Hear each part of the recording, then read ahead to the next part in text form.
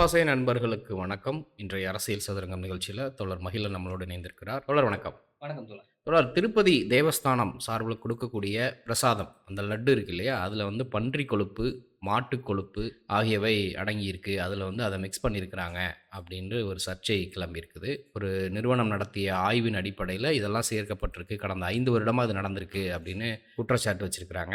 ஆந்திர பிரதேச முதல்வர் சந்திரபாபு நாயுடு, அவருடைய மகன், அப்புறம் திருப்பதி தேவஸ்தானுடைய முன்னாள் அ அந்த அர்ச்சகர் அவரும் ஒரு குற்றச்சாட்டு வச்சிருக்கிறாரு. அந்த நிறுவனம் அத முழுக்க முழுக்க மறுத்திருக்கிறாங்க. பட் இருந்தாலும் இந்த சர்ச்சை வந்து ஓயாம பெரிய பிரச்சனையா இருக்கு. சிபிஐ வரைக்கும் போயிருக்குது. ஆந்திர பிரதேசத்தினுடைய துணை முதல்வர் வந்து இந்தியா முழுக்க கோவில்கள்ல இப்படி முறைகேடு நடக்க வாய்ப்பு இருக்கு. இந்தியா முழுக்க இத விசாரிக்கிறதுக்கு சனாதானம் அப்படிங்கிற ஒரு பேர்ல வந்து ஒரு இத அமைக்கணும் அப்படின்ற ஒரு கோரிக்கை வந்திருக்குது. இது உண்மையாகவே அங்க நடந்திருக்குதா? இல்ல இந்த மோடி அரசாங்கம் எதையோ திசை திருப்பதற்காக இந்த மாரி ஒரு நியூஸ கிளப்புறாங்களா? அப்படிங்கிற ஒரு கேள்வி வருது. இத குறிச்சு உங்களுடைய பார்வை என்ன தோழர்? ஏற்கனவே இது வந்து இன்றைக்கு, நேற்று இல்ல. ஏற்கனவே பல நாட்கள்ல இது போன்ற சர்ச்சைகள் வந்திருக்கு. ஆனா, அத வந்து விசாரிச்சு அதை அறிக்கை தாக்கல் செஞ்சிருக்காங்க. அதற்கு தரச் சான்றிதழ்லாம் குடுத்திருக்காங்க. 2009ல கூட அந்த மாரியான ஒரு தரச் சான்றிதழ் குடுக்கப்பட்டது. எனக்கு தெரிஞ்சு ஒரு 2, 3 ஆண்டுகளுக்கு முன்பு கூட இதே பிரச்சனை வந்துச்சு. ஆனா, அரசு தரப்புல இருந்தும், அந்த மாநில அரசு தரப்புல இருந்தும், கோயில் தரப்புல இருந்தும் விசாரிக்கப்பட்டு அப்படி ஒண்ணும் இல்ல அப்படிங்கிற மாரியான தகவல் வந்து குடுத்தாங்க. ஆனா தொடர்ந்து இந்த சர்ச்சை வந்து வந்துட்டு இருக்கு. காரணமா என்ன சொல்றாங்கன்னா, அதனுடைய சுவை, மனம் 2 விஷயங்கள். நெய் தான் அதுல முக்கியமான விஷயம். திருப்பதி லட்டு நீங்க வெளியில எந்த கடைகள்லயும் வாங்குறதோ, அல்லது வீட்ல செய்றது வந்து அந்த சுவையும், அந்த மணமும் இருக்காது. நீங்க அதுதான் அந்த திருப்பதி லட்டோட ஸ்பெஷாலிட்டி. ஒண்ணு வந்து அதனுடைய சைஸ். ஒரு ம். ஒரு பெரிய சைஸ்ல அது குடுப்பாங்க. அதுவும் அ முக்கியஸ்தர்களுக்கு அது இன்னும் பெரிதாக பெரிய உருளை சைஸ்க்கு அத குடுப்பாங்க.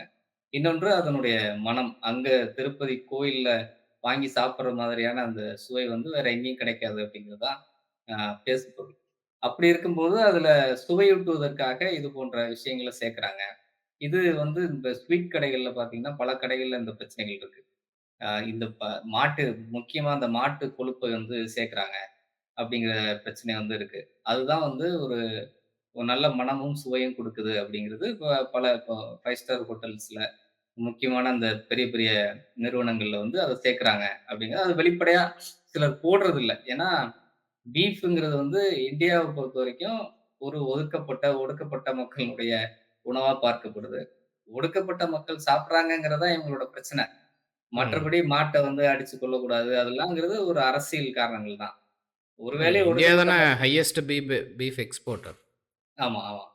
ஆ பெரிய அளவுல வருவாய் ஈட்டக்கூடிய ஒரு துறையாவும் அது இருக்கு. ஆனா நீங்க ஏன் அப்படி இருக்கு? இப்ப பன்றி வந்து சில புராண கதைகள்ல அருவருப்பா பார்க்கப்படுது. இப்போ கிறிஸ்தவத்துல பைபிள்ல வந்து ஒரு ஒரு எடுத்துக்காட்டுக்காக ஒரு இழிவான எடுத்துக்காட்டுக்காக பன்றி பயன்படுத்தப்படுது. ஆனால் மாட்டிற்கு ஒன்றும் அப்படி ஒரு கதை இல்ல. எந்த கதையிலயும் மாடு ஒரு இழிவா பார்க்கப்படுறதில்ல. ஆனால் அதுக்கு மாறாக மாட்டை வந்து புனிதப்படுத்துறாங்க. ம். புனிதப்படுத்துறது பேர்ல அத வந்து சாப்பிடக்கூடாது அப்படின்னு சொல்றாங்க. அவ்வளவுதான். மற்றபடி ஒடுக்கப்பட்ட மக்கள் சாப்பிடுறாங்கங்கிறது தான் பிரச்சனை. இஸ்லாமியர்கள் சாப்பிடுறாங்கங்கிறது தான் பிரச்சனை. அதாவது எதையெல்லாம் ஒடுக்கப்பட்ட மக்கள் பயன்பாட்டுக்கு வருதோ, எதெல்லாம் வந்து எல்லோரும் பயன்படுத்துற மாதிரி வருதோ, அப்ப அவர்களை விட நாங்கள் மேலானவர்கள் என்று காட்டுவதற்கு தான் அந்த எதிர்ப்பு. இப்ப தமிழ்ல ஏன் நீச பாஷைன்னு சொல்றாங்க? ஏன் மாநில மொழிகள்லாம் ஒரு கீழான நிலையில இருக்குன்னு சொல்றாங்க? சமஸ்கிருதம் தான் உயர்ந்த மொழி. ஹிந்தி தான் உயர்ந்த மொழின்னு ஏன் சொல்றாங்க? அப்படின்னா, இவர்களை காட்டிலும் நாங்கள் மேலானவர்கள் அப்படிங்கிறத காட்டுறதுக்காக தான். இப்போ எல்லோரும் வந்து சமஸ்கிருதத்த படிச்சுட்டாங்கன்னா, அத சொல்ல மாட்டாங்க. இப்போ அம்பேத்கர் வந்து சமஸ்கிருதத்தினுடைய எல்லா இலக்கியங்களையும் படித்து, ஆய்ந்து அறிந்து, அது பற்றி டீட்டெயிலா எழுதியிருக்காரு. அவர் என்ன சொல்றாருன்னா, சமஸ்கிருதத்த எல்லாரும் படிங்க அப்படின்னு சொல்றாரு. இப்போ வந்து பல ம். விவாதங்கள்ல என்ன சொல்றாங்கன்னா, இந்தியை ஆட்சி மொழியாக்குறதற்கு அம்பேத்கர் சொன்னாரு. இன்னும் சொல்லப்போனா சமஸ்கிருதத்தை ஆட்சி மொழியாக, இந்தியாவின் மொழியாக மாற்றுவதற்கு அம்பேத்கர் பரிந்துரைத்தார் அப்படின்னு சொல்றாங்க. அத அதற்கான காரணம் என்னன்னா, எல்லோரும் சமஸ்கிருதத்த படிச்சுட்டீங்கன்னா, அது வந்து இவங்களுக்கு பிரச்சனையா மாறும். எப்படி வந்து வில்வித்தையை கற்றுக்கொண்டதுனால ஏகலைவனுடைய கட்டை விரல் அறுக்கப்பட்டுச்சோ, வெட்டப்பட்டுச்சோ, அதுபோல நீங்க வந்து ஹிந்தி மொழிய முழுசா கத்துக்கிட்டீங்கன்னா, சமஸ்கிருதத்த முழுசா கத்துக்கிட்டீங்கன்னா, இப்ப அடுத்த கோரிக்கை என்னவாகும்? எனக்கு நல்லா சமஸ்கிருதம் தெரியும். அதனால நான் கோயில்ல போய் அர்ச்சனை பண்றேன்னு சொல்லுவீங்க. அது வந்து பிரச்சனையா மாறும். அதனால எதெல்லாம் நீங்க பயன்படுத்துறீங்களோ, அதையெல்லாம் இழிவா மாத்திர்றது. அப்படித்தான் வந்து இந்த உணவு வழக்கங்களை கூட அப்படி மாத்துறாங்க. இப்போ ஏன் நீட் தேர்வு போன்ற இந்த நுழைவுத் தேர்வுகள் வருது? ஏன் தகுதித் ம். தேர்வுகள் வருது? நுழைவுத் தேர்வு கூட இப்ப உலகம் முழுக்க அது ஒரு கட்டாயமாகுது. ஏன்னா மக்கள் தொகை அதிகமா இருக்கிறதுனால நுழைவுத் தேர்வு என்பது அவசியமாகுதுன்னு சொல்லலாம். ஒரு தேர்வுக்கு அ ஒ ஒரு வேலைக்கு நூற்றுக்கணக்கான பேர் வந்து அப்ளை பண்றாங்க. ஒரு 1000 ம். வேலைகளுக்கு லட்சக்கணக்கான பேர் அப்ளை பண்றாங்க. அப்போ நுழைவுத் தேர்வு மாக்கப்படுதுன்னு சொல்றாங்க. ஆனால் ம். தகுதித் தேர்வு ஏன் தேவைப்படுது? அப்படின்னு பார்த்தா, இப்போ மருத்துவர்கள் இப்போ சுதந்திர காலத்துக்கு முன்பிருந்து மருத்துவ படிப்புக்கு சமஸ்கிருதம் கட்டாயம். இப்ப யார் சமஸ்கிருதத்த படிச்சிருப்பா? யார் வந்து அத வந்து பிராக்டிஸ்ல வச்சுட்டு இருக்கா அப்படின்னா, பார்ப்பனர்கள் தான் கோயில்ல மந்திரம் சொல்வதற்காக அதை படிக்கிறாங்க. மற்றபடி ம். அதுல அவங்க தேர்ந்த புலமை பெற்றவர்கள்லாம் இல்ல. கோயில்ல ம். மந்திரம் சொல்லி அ உண்டி சம்பாதிக்கிறதுக்காக, தங்கள் வயிற்று பொழப்பை வந்து அவங்க அதன் மூலமா தீர்த்துக் கொள்றாங்க. அவ்வளவுதான். அர்ச்சனை போடுற காசுல வாழ்றாங்க அவ்வளவுதான். அதற்காக அந்த மொழி அவங்களுக்கு தேவைப்படுது. அதை கற்று வச்சிருக்கிறாங்க. ம். அந்த அடிப்படையில அத கத்துக்கிட்டு, அதை அதை வைத்தால் தான் வந்து டாக்டருக்கு படிக்க முடியும், மருத்துவர் ஆக முடியும் அப்படிங்கிற ஒரு கட்டாய திணிப்பை வந்து செ செஞ்சாங்க. அதுபோல தான் ம். இன்று நீட் போன்ற தேர்வுகளை கொண்டு வருவதன் மூலமாக, இப்ப மேற்தட்டு வர்க்கத்துல தொடர்ச்சியா அவங்க வந்து ஆங்கிலம் படிச்சிருக்காங்க. கிட்டத்தட்ட நம்ம வந்து 75 ஆண்டுகால ஆங்கிலேயர் ஆட்சி வருகையிலிருந்தே அவங்க வந்து அரசோடு நெருக்கமா இருக்கிறாங்க. அப்போ ஒரு ம். 300, 400 ஆண்டுகளாக ஆங்கிலத்தை அவங்க வந்து கற்கிறாங்க. அடுத்தடுத்து ஒரு கிட்டத்தட்ட ஒரு 7, 8 தலைமுறையா அத வந்து அவங்க கற்கிற நிலைமை இருந்திருக்கு. ஆனால் ஒடுக்கப்பட்ட மக்கள் இன்னும் பிசி, ஷெட்யூல் காஸ்ட் போன்ற பிரிவுல இருக்கிறவங்க, அரசுக்கு நெருக்கமாக இல்லாதவர்கள். இன்னும் சொல்லப்போனா, அ பறையர்கள், மற்றவர்கள் வந்து அ இந்த பார்ப்பனர்களுக்கு எதிராக அல்லது இங்க இருக்கிற எந்த ஆதிக்கம் புதிதாக எந்த ஆதிக்கம் உள்ள வந்தாலும் அதை எதிர்க்கிற ஒரு முக்கியமான நபர்களாக இங்க இருக்கிறவர்கள் இருந்திருக்காங்க. ம். ஆங்கிலேயர்கள் ஆட்சியையும் அந்த அந்த அடிப்படையில தான் எதிர்த்திருக்கிறாங்க. அதுபோல சமஸ்கிருத ஆதிக்கம், அ கைபர் போலன் கணவாய் வழியாக வந்த இந்த வடவர்களுடைய ஆதிக்கம், இப்படி எல்லா ஆதிக்கத்தையும் எதிர்த்து நின்றுருக்காங்க. அதனால அவங்களுக்கு அந்த தேவை ஏற்படல. ஆங்கிலத்தை கத்துக்கொண்டு அவங்களோட இருக்கணும் அப்படிங்கிற தேவையெல்லாம் ஏற்படல. ஆனால் ம். இவர்கள் வந்து ஆங்கிலத்தை கற்றுக்கொண்டு அவர்கள் அவர்கள் குடுக்குற அந்த சின்ன சின்ன வேலைகள், கணக்காளர்கள் வேலை, அது போன்ற நிர்வாகத் துறையில் இருக்கிற ஒரு சிறு சிறு வேலைகள்ல இவங்க அவங்களோடு சேர்ந்து பணியாற்றுகிற ஒரு வாய்ப்பை பெற்றுக்கொள்றாங்க. அப்படி வந்து ஆங்கிலம் கற்றவர்களாக இருக்காங்க. இப்ப ஆங்கிலம் கற்காதவர்களுக்கு இது பிரச்சனையா மாறுது. ஸ்டேட் போர்ட்ல படிச்ச புள்ளைங்க, அரசு பள்ளியில படிச்ச புள்ளைங்க, இந்த மாரி சமூகத்தில் ஒரு ஆங்கிலத்தை பேச முடியாத இப்ப நான் வந்து பள்ளிக்கூடத்துல ஒரு சப்ஜெக்ட் ஆங்கிலம் படிக்கிறேன். ஆனா வீட்டுக்கு போனா, வீட்ல யாருக்கும் ஆங்கிலம் தெரியாது. எங்க அப்பா, அம்மாவுக்கு தெரியாது.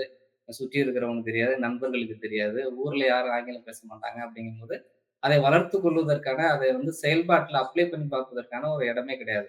ஆனால் ம். பார்ப்பனர்கள் வீட்ல, உயர் ஜாதி வகுப்பினர் வீட்ல அப்படி இல்ல. ப. ம். சிதம்பரம் ப. சிதம்பரத்தினுடைய மனைவி நீட் தேர்வு குறித்து கோர்ட்ல ஆர்கியூ பண்ணும்போது என்ன வாதம் வச்சாங்கன்னா, என்னுடைய தாய்மொழியே ஆங்கிலம் தான். எங்க குடும்பத்துல தாய்மொழியே ஆங்கிலம் தான். எப்படின்னு சொன்னா, எங்க வீட்டு நாய் கூட ஆங்கிலம் சொன்னா தான் அதுக்கு புரியும். தமிழ்ல பேசினா அதுக்கு புரியாது.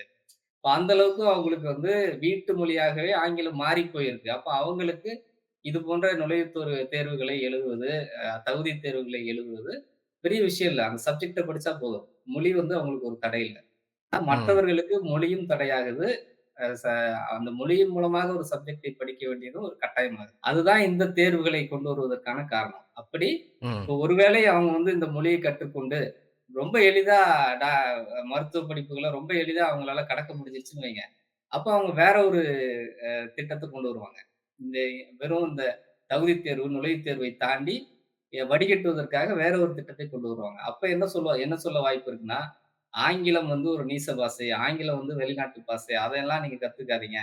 அப்படின்னு ம். சொல்றதுக்கு கூட வாய்ப்பு இருக்கு. அப்படி எதையெல்லாம் ஒரு அடித்தட்டு மக்கள் நுகருகிற ஒரு நிலைமை வருதோ, அப்போ வந்து அது இழிவானது அப்படின்னு சொல்லிறது. இப்ப கூட எல்லாரும் படிக்கிறத வந்து அவங்க இழிவா பார்க்குறாங்க. எல்லோரும் வந்து ம். உடை அணிந்து கொள்வது, எல்லோரும் வந்து இந்த சமூகத்தில் அங்கீகாரம் பெறுவதை அவங்க இழிவா பார்க்குறாங்க. அப்படித்தான் இந்த மாட்டுக்கறி பிரச்சனை வருது. இப்போ இதுல ம். வந்து அவங்கள பொறுத்தவரைக்கும் அ கோவில் வந்து என்ன மாரி மாறிருக்குன்னா, வியாபார ரீதியா மாறிருக்கு. மிகப்பெரிய ம். செல்வம் கொழிக்கிற ஒரு ஒரு என்ன சொல்றது? ஒரு வணிக நிறுவனமா மாறியிருக்கு. இப்ப வந்து ம். நீங்க வரலாற்றுல இப்போ பைபிள் எடுத்துக்கிட்டா, இந்த வணிகமயமாக்கலுக்கு எதிரா அ ஜீசஸ் வந்து கோயிலுக்குள்ள இறங்கி, அந்த வணிக வளாகங்கள் எல்லாம் அடிச்சு நொறுக்கி, அந்த வணிகர்கள் எல்லாம் விரட்டுறாரு. இது வந்து தேவாலயம். இது வந்து கடவுளுக்கான ம். இடம். கடவுளினுடைய போதனைகளை சொல்லுகிற இடம். இங்க வந்து ம். வணிகர்களுக்கு இடம் இல்ல. வணிக கூடாரமாக இத மாற்றாதீங்க அப்படின்னு அடிச்சு விரட்டுறாரு. அது ம். போன்று தான் வந்து இத நம்ம பார்க்கணும். இப்போ வந்து எல்லா கோயில்களும் இந்தியாவுல இருக்கிற குறிப்பா இந்து கோவில்கள் இப்ப திருச்செந்தூர்ல பார்த்தீங்கன்னா, திருச்செந்தூர் கோயிலுக்குள்ள, மதுரை மீனாட்சி அம்மன் கோயிலுக்குள்ள, அதெல்லாம் பார்த்தீங்கன்னா, மிகப்பெரிய மதுரை மீனாட்சி அம்மன் கோயில்லாம் முழுக்க வணிக வளாகமா தான் இருக்கும். நீங்க உள்ள போனீங்கன்னா, ஆமாமா. ஆ ஒவ்வொரு மதம் கோயில சார்ந்த சுத்தியுமே வணிக வளாகம் தான்.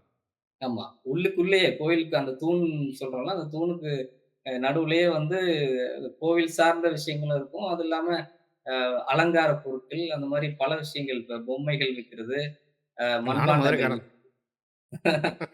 அ அப்படி வந்து ஒரு ஒரு வணிக வளாகமாக மாறுது. அப்ப அது வந்து வருமானம் சார்ந்து பார்க்கப்படுது. அப்ப அதுக்குள்ள அந்த தொழில லாபகரமா ஈட்டுவதற்கு என்ன பண்றதுன்னு யோசிக்கிறாங்க. இப்ப இன்னொரு முக்கியமான விஷயம், மற்ற லட்டுவை காட்டிலும் இது வந்து சிறப்பானதுன்னு காட்ட வேண்டியது இருக்கு. சுவை மிகுந்ததுன்னு காட்ட வேண்டியது இருக்கு.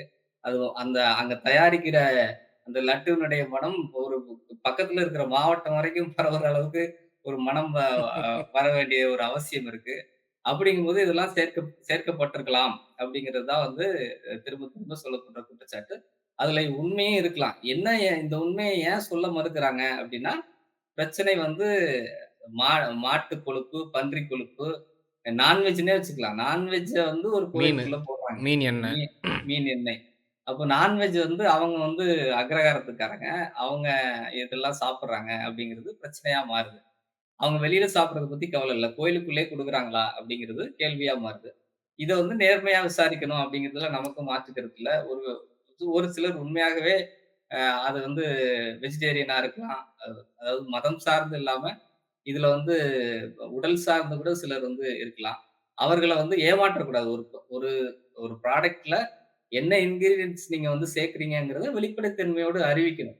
அப்படி ம். அறிவிக்கலன்னா அது குற்றம் தான். அது வந்து தரக்கட்டுப்பாட்டு வாரியம் அது சரியாக செய்ய வேண்டிய ஒரு கடமை இருக்கு. அது வந்து சரியா ஒருவேளை அந்த மாதிரியான இன்கிரீடியன்ட்ஸ் அவங்க குடுத்திருக்கிற இன்கிரீடியன்ட்ஸ் தாண்டி அதுல ஏதாவது இருக்குன்னா, அது கலப்பட சம்பந்தமான விஷயங்கள் தான். அதுவும் வந்து அ ஒரு இப்போ வெஜிடேரியன் கேக்குன்னு சொல்லிட்டு அதுக்குள்ள வந்து ஒரு நான்வெஜ் சேர்க்கப்படுதுன்னா, அது ஒரு மிகப்பெரிய குற்றம் தான். அதை வந்து முறையா விசாரிக்க வேண்டிய கடமை இருக்கு. ஆனா அதிலிருந்து இவருடைய ஸ்டேட்மெண்ட் ம். அந்த நீங்க சொன்ன மாரி சனாதன என்ன சொல்றாரு? சனாதன தர்ம ரக்ஷணா வாரியம். ரக்னா வாரியம் அப்படின்னு சொல்றாரு. அந்த ரஷனா. மாரியான ஆமா. அந்த மாதிரியான ஒரு வாரியத்தை கொண்டு வரணும். சனாதனம் அப்படிங்கிற சொல், அது ம். வந்து மிக மோசமானது. இல்ல சனாதனம்னாலே இப்போ ஒரு இந்த இடத்துல தான் எனக்கு ஒரு சந்தேகம் வருது. இந்த நிகழ்வுகள் அனைத்தும் திட்டமிட்டு நடத்தப்படுகிறதா? அப்படிங்கிற ஒரு கேள்வி. காரணம் என்னன்னா, இன்றைக்கு இப்போ உடனே பார்த்தீங்கன்னா, நேத்தைய தினத்தில வந்து ஆர்எஸ்எஸ் தலைவர் சனாதானம் தான் இந்தியாவ கட்டமைக்குது. சனாதானம் இல்லாம இந்தியாவே இல்ல அப்படின்னு ஒரு ஸ்டேட்மெண்ட் குடுக்குறாரு. இன்றைக்கு ராமர் கோவிலினுடைய தலைமை பூசாரி சொல்றாரு, அந்த திருப்பதி லட்டு வந்து ராமர் கோவில் திறப்பின் போது எல்லாருக்கும் விநியோகிக்கப்பட்டது. அதனால ராமர் கோவிலினுடைய புனிதம் கெட்டுப் போச்சு அப்படிங்கிற ஒரு சார்ஜ் வைக்கிறாரு. இப்ப இந்த சனாதானம், ஹிந்துத்துவா இது வந்து பிஜேபி, ஆர்எஸ்எஸ்க்கு மக்கள் மத்தியில அவங்க வந்து அவங்களுடைய வலுவ இழக்கிறாங்க. அதனால மீண்டும் அத தக்க வைக்கிறதுக்கான ஒரு முயற்சிய கையில எடுக்குறாங்களா? ஏன்னா, அந்த வக்ஃபு பில்லு, அப்புறம் இந்த ஒரே நாடு ஒரே தேர்தல் இது எல்லாமே வந்து அவர்கள திருப்திப்படுத்துறதுக்கான ஒரு ஸ்டண்ட் அப்படின்னு தான் ஒரு விமர்சனம் வருது. இதுக்கு பின்னணியில இதெல்லாம் இருக்குதா? ஏன்னா, இப்போ லட்டு வியாபாரமா பார்க்குறாங்கன்னா, அப்பயும் பிஜேபி ஆட்சி தானே. ஜெகன்மோகன் ரெட்டி வந்து பிஜேபிக்கு அணுக்கமா இருந்தவர் தானே. ஆமா. ஸோ இது வந்து திட்டமிட்டு பண்ணக்கூடிய விஷயமா அப்படிங்கிற ஒரு பார்வையும் வருது. ஆமா அதான் நான் சொல்ல வரேன். இவரு வந்து சனாதனத்த பத்தி பேசுறாரு. இதன் மூலமா ஒரு சனாதன கட்டமைப்பை நீங்க கொண்டு வரணும் அப்படின்னு சொல்றது. இப்ப எதை சாப்பிடக்கூடாது, எதையெல்லாம் வந்து இந்த கோயிலுக்குள்ள அனுமதிக்கணும், அனுமதிக்கக் கூடாதுங்கிற ஒரு வரையறைய கொண்டு வரணும்னு சொல்றது.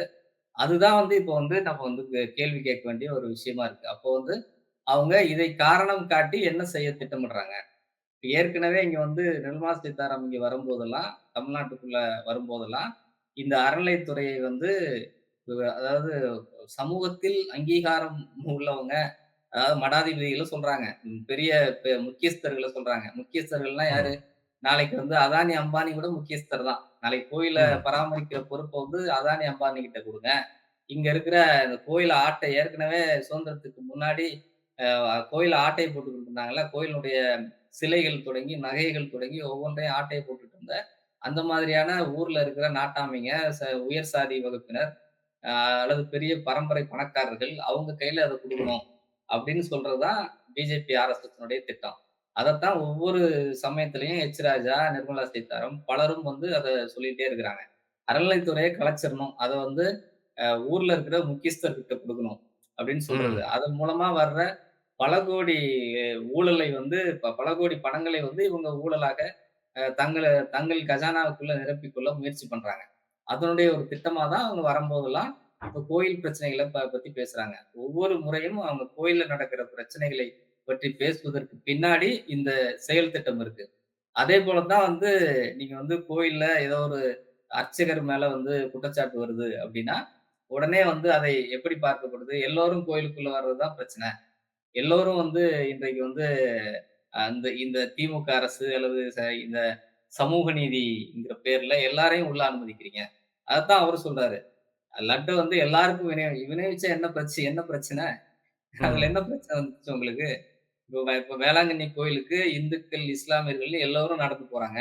அப்படி இருக்கும்போது, இப்ப நாகூர் தர்காவுக்கு யார் வேணா போலாம். அப்படி திருப்பதி வந்து ஒட்டுமொத்தமா உலகம் முழுக்க ஒரு பெரிய அடையாளமாக ஏன் இலங்கையினுடைய பிரதமர் ஒவ்வொரு முறை பிரதமர் பதவி ஏற்ற உடனே திருப்பதி கோயில்ல வந்து அந்த சன்னிதானத்துல வந்து வந்து அவருடைய ஆசியை பெற்றுக் கொண்டு போறாரு. ஏழுமலையானுடைய ம். ஆசியை பெற்று ஒவ்வொரு பிரதமரும் ரணில் விக்ரமசிங்கே வந்திருக்காரு. அதுக்கு முன்னாடி ராஜபக்சே வந்திருக்காரு. ஒவ்வொருத்தரும் வந்து போறாங்க. அப்படி உலகளாவிய அளவுல திருப்பதி ஒரு முக்கிய ஒரு கோயிலா இருக்கு. இன்றைக்கு ராமஜென்ம பூமியில ராமருக்கான கோவில் கட்டுவத நீங்க என்ன உலக உலக இந்துக்களுக்கான ஒரு அடையாளமா தானே முயற்சி பண்றீங்க. அப்ப எல்லோரும் வந்து உலகத்துல இருக்கிற எல்லோரும் அதை வந்து தரிசிப்பதற்கும், அதுக்குள்ள வர்றதற்கும், அ அது பிரசாதங்கள வாங்கி சாப்பிடுறதும் இயல்பா நடக்க வேண்டியது தானே. அதுல என்ன உங்களுக்கு பிரச்சனை வருது? எல்லாருக்கும் லட்டு குடுத்துட்டாங்க. அப்ப அதான் நான் ஏற்கனவே சொன்னது போல, எல்லோரும் எல்லாருக்கும் எல்லாம், எல்லோரும் சமமானவர்கள் அப்படிங்கிற கான்செப்ட, அப்படிங்கிற சமத்துவ கொள்கைய பிஜேபி, ஆர்எஸ்எஸ் இந்த சனாதனவாதிகள் ஏற்பதில்ல. அதுதான் இங்க பிரச்சனை.